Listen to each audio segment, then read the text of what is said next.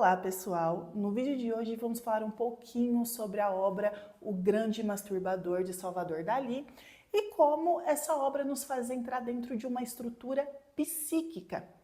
Eu me chamo Kimberly e esse é o canal da ECP. Bom, ali no centro da tela vemos um rosto disforme, inclinado, quase colapsando sobre si mesmo. Esse rosto não olha o mundo, ele parece afundar nele. É como se o sujeito não tivesse mais separado do que vê, mas misturado à própria fantasia. Essa imagem não é apenas surrealista, ela é estrutural. E para entender isso, podemos recorrer ali à psicanálise de Jacques Lacan, que propõe uma ideia fundamental, que é: o desejo humano não é biológico, direto ou simples. Ele é mediado pela linguagem, pela falta e, sobretudo, pela fantasia. E aqui a fantasia não é um devaneio qualquer. Ela é uma estrutura que organiza o desejo. Na pintura, vemos o corpo feminino emergindo de forma fragmentada.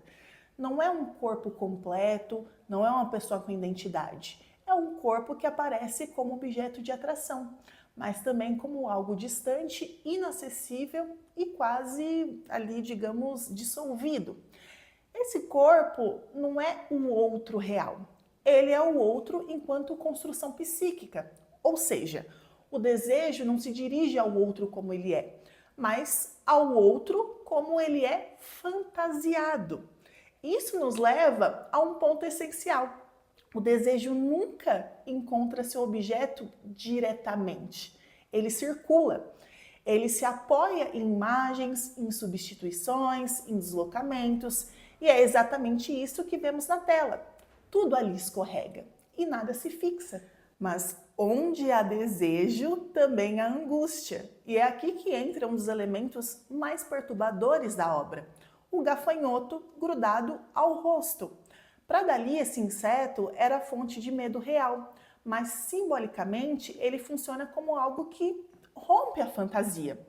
A fantasia organiza o desejo. Ela cria uma cena onde o sujeito pode desejar de forma, digamos que segura.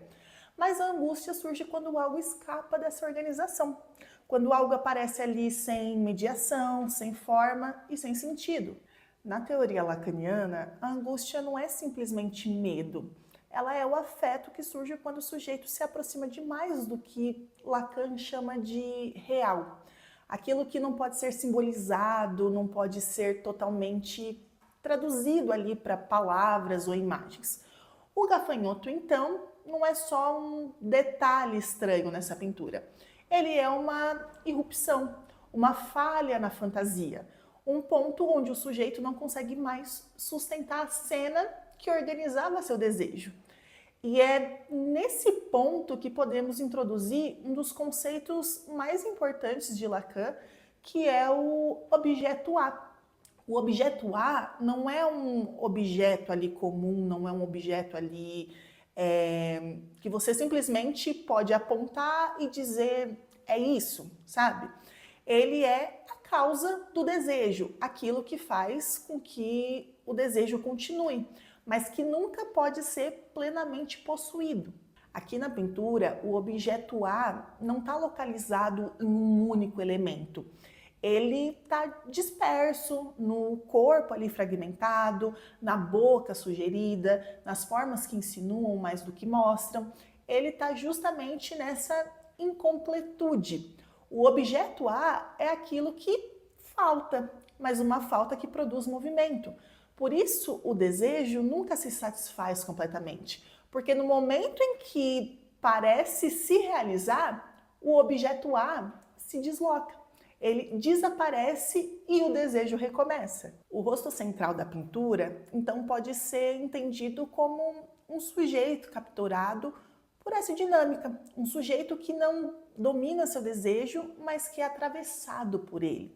Um sujeito que tenta sustentar uma fantasia, mas que é constantemente invadido pela angústia. Essa tensão entre a fantasia e a angústia, entre desejo e a falta, é o verdadeiro tema da obra.